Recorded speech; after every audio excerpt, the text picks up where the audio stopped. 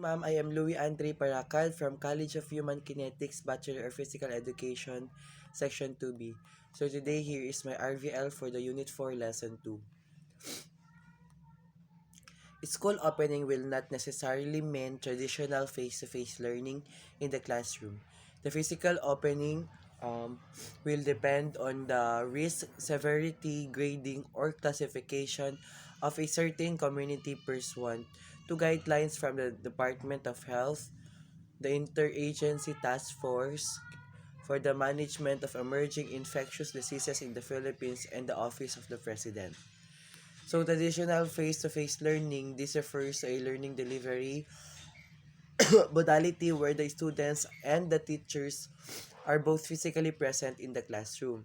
And there are opportunities for active engagement, immediate feedback, and the socio-emotional development of learners.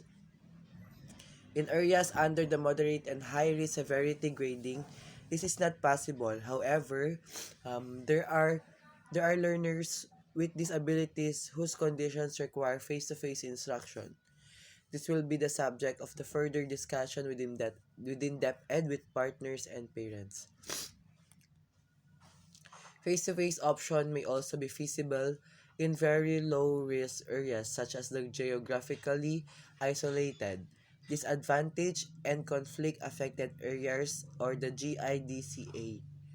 With no history of infection and very low and easily monitored external external contacts, but with teachers and learners living in the vicinity of the school.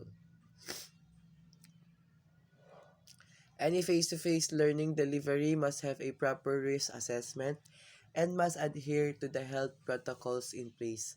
Potential learning spaces in the community near the school may be explored to add spaces for the conduct of classes with the appropriate social distancing.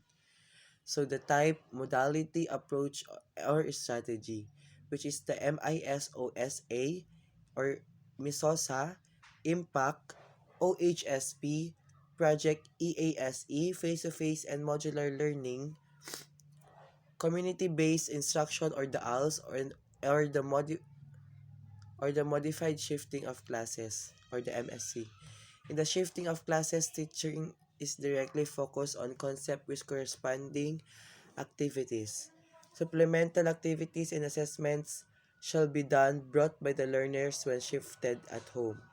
Shifting of classes with dyadic teaching or the SCDT. In this scheme, there would be 2 teachers inside the class per learning area.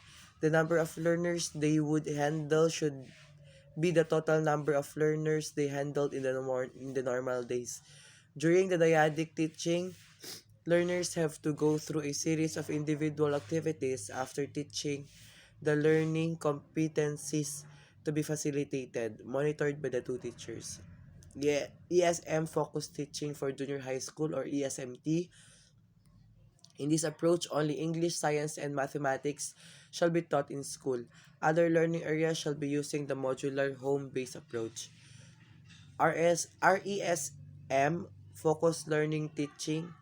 I focus teaching elementary or the RESMT. In this approach, only reading English, science, and mathematics shall be taught in school. Other learning areas shall be using the modular home-based approach.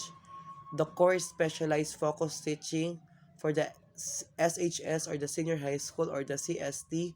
In this approach, only core and specialized subjects shall be taught in school. Applied subjects shall be using the home-based life skill and modular approach. That's all, ma'am. Thank you. Merry Christmas and a Happy New Year.